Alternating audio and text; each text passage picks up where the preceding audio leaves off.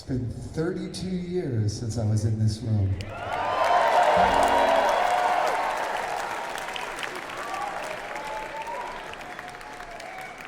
It's crazy. Okay, I gotta ask, was anybody here? Was anybody there that's here tonight? Be honest, be honest. You? All right, yeah, so for those of you who don't know, 11,756 days ago exactly, in 1992, Fish played in this room. And that's the last time we played in Springfield, so I'm so happy to be back.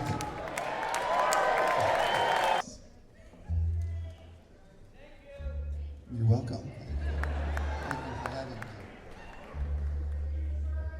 I still haven't established the reality of how many people in here were here 32 years ago. I need an honest answer. That was 1992.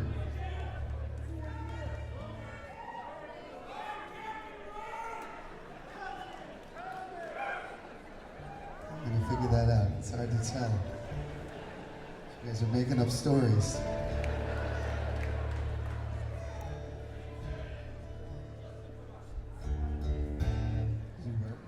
Wasn't. Okay, there you go. One guy's honest. Thank you so much.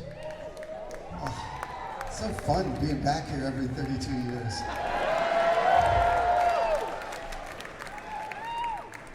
That was a fun year. This is a fun year. You know, the last time we played here,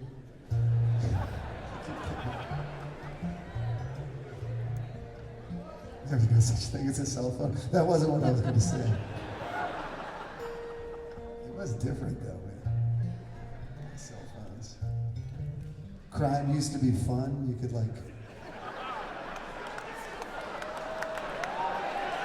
you didn't have a Tesla where everybody knew where you go all the time.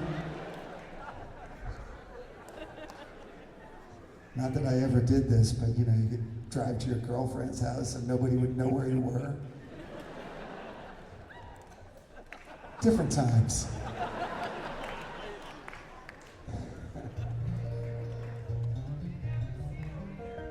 Is that good that everybody knows exactly where you are all the time? I don't think so. It was fun. We had fun.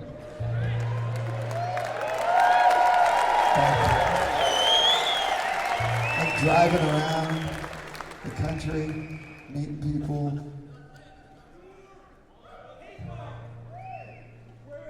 Actually, it was a horrible memory. This is a completely true story, but on the 1992 tour, which I loved 1992. It was a great year for Fish. But we were somewhere around, we had some big tour we were driving around the country. And I can't believe I'm telling this story. And one night we were playing on stage and I felt it was something in my eye. These little things, you never think they would be such a big problem, but they are. You're trying to play, and I just had something in my eye. And you're like, where is this going? I couldn't get it out. It was still there the next day. And we played, and this went on for the whole tour. I'd be sitting in the van telling these guys, I got this thing in my eye, I can't get this thing out. I didn't know what it was, I don't know, a piece of dirt or something. And this went on for, it seemed like weeks. I had this thing in my eye. And one day, I was in my bathroom in the hotel somewhere, out in Cincinnati or something, or wherever the heck we were playing. And I was digging around in there. And I grabbed this thing, I got it. And I started to pull. I had really long hair at the time. And it was like an entire hair. And I started pulling this thing out of my eye. And it was it's like, oh, I can't think of was gonna wrap around the optic nerve and like I was gonna go blind as I pulled the thing out. Horrible. Horrible memory, totally true.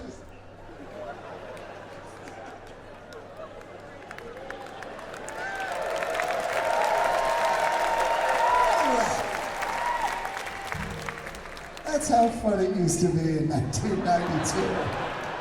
That's the kind of thing we used to do back then.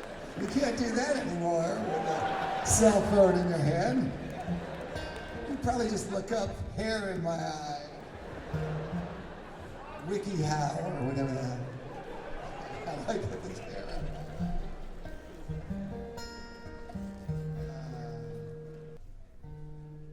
Thanks everybody. Tell you fun stories that Jeff and I started playing, well, like quite some time ago. Jeff and I first met when I was working in 2015 when I was working on Hands on a Hard Body, which is a musical that I worked on. Jeff and I met there. Sorry about this tuning. And then when I did Fare Thee Well, that was 2015 too, right? Which was so fun, by the way. Oh, God. What a great honor that was. What a blessing, what an honor. Anyway, Jeff was my sparring partner. He and I locked ourselves in like a closet-sized room and just played all those tunes. That was really fun. And then, but the big moment for us was when COVID, when we were both in the city and you know, nobody was really playing any music, and we would just get together, sit there 6 feet apart or whatever, and play for hours at a time. So we've been playing for quite some time. Let's do this one. Thanks, you guys. We got time for a couple more here. Thank you so much for being here. It's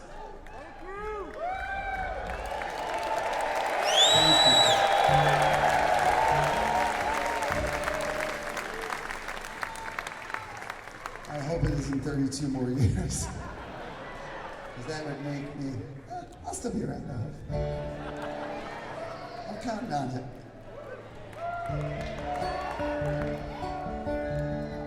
I'm going on the Marshall Allen plan. You guys know Marshall Allen? I used to see Sun Ra. In the 80s, you could see Sun Ra. I saw him in Boston. I would tell him around here so many times. You could see Sun Ra. He played all the time. It was incredible. A lot of times, I remember going to see with Fish, Sun Ra, and there'd be like more people in the band than in the audience. Anyway, incredible, mind-bending shows. Just the guy would just play and play and play, the whole band. And Marshall Allen, of course, the greatest, alto saxophone player who ever stepped on earth, was, the lead player in Sun Ra's band. Well, he just turned 100, and he just put out his first solo record like a week ago. And I've played with him. He was at Surrender to the Air and all that. He used to play with Tab. I mean, he's a friend of mine. Unbelievable guy. But I'm just like, there you go. That's the plan. Put out an album when you're 100. So I'll see you in 32 years. I'll be 90, whatever.